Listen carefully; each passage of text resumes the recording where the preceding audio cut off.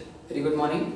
Next topic है आपका AC analysis of differential amplifier. Last lecture में हमने ये डिफरेंशियल एम्पलीफायर देखा था और इस डिफरेंशियल एम्पलीफायर के ऊपर हमने डीसी एनालिसिस परफॉर्म करा था।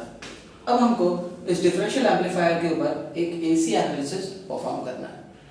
एसी एनालिसिस परफॉर्म करने से पहले मैं आपको एक टी मॉडल के बारे में बताना चाहता हूँ। This is called as T model, T equivalent. जब भी आपको एसी एनालिसिस करना हो तो उसकी दो मेजर कंडीशन होती है।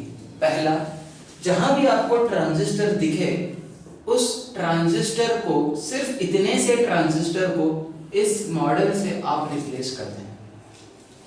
दूसरी कंडीशन ये होती है कि जितने भी डीसी सोर्सेस हैं उन सभी को आप ग्राउंड कर दीजिए और कैपेसिटर्स हों तो उनको ओपन सर्किट कर दीजिए।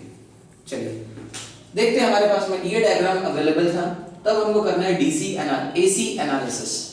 एसी एनालिसिस के लिए सबसे पहले मैंने डीसी सोर्सेस को ग्राउंड करना स्टार्ट कर दिया। ये डीसी सोर्स ग्राउंड हो गया और ये वाला आपका डीसी सोर्स ग्राउंड हो गया। ये जो ट्रांजिस्टर Q1 को मैंने सबसे पहले इस T इक्विवेलेंट मॉडल से रिप्लेस करा। आप देख सकते हैं इसका जो T इक्विवेलेंट मॉडल से आपने जैसे इसको रिप्लेस करा, चलो यहां पर हम इसको रिप्लेस करके देखते हैं। ये था ट्रांजिस्टर का बेस, ये रहा ट्रांजिस्टर का आपका कलेक्टर और ये रहा आपका एमिटर। यहां से आपका करंट जा रहा है आपका IB1। तो आप देखिए आपका जो ट्रांजिस्टर का जो बेस टर्मिनल था वो आपने सबसे पहले यहां पे आपने ड्रॉ कर दिया कलेक्टर टर्मिनल। कलेक्टर टर्मिनल का जो करंट है वो रेजिस्टर RC से जुड़ा हुआ है और ग्राउंड हो गया है। देखिए कलेक्टर का जो करंट है वो रेजिस्टर RC से जुड़ा हुआ है और वो ग्राउंड हो गया है। सबसे पहली स्टेप। अगर आप इसके बेस टर्मिनल को देखें तो बेस टर्मिनल रेजिस्टेंस Rin से जुड़ा हुआ है, फिर Vin से जुड़ा हुआ है और फिर ग्राउंड हो रहा है।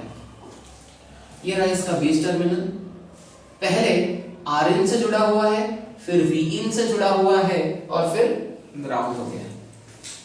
अगर आप इसके एमिटर को देखें, इस एमिटर रजिस्टर को देखें तो यहां पर एक Re भी आएगा। ये रहा आपका Re।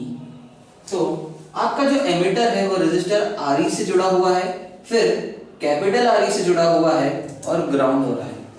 तो ये था आपका Re से जुड़ा हुआ है, फिर आपने कैपिटल Re से जोड़ दिया और उसको ग्राउंड कर दिया। अब देखिए ये जो Re है ये दूसरे ट्रांजिस्टर के भी एमिटर रेजिस्टर से जुड़ा हुआ है, एमिटर से जुड़ा हुआ है।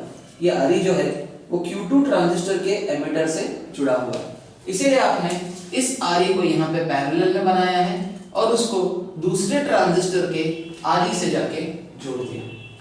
दूसरे ट्रांजिस्टर का जो बेस है वो Rin से जुड़ा हुआ है, Vin से जुड़ा हुआ है और ग्राउंड हो रहा है।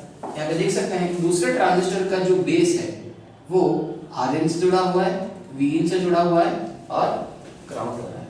और दूसरे ट्रांजिस्टर का जो कलेक्टर है वो RC से जुड़ा हुआ है और ग्राउंड हो रहा है।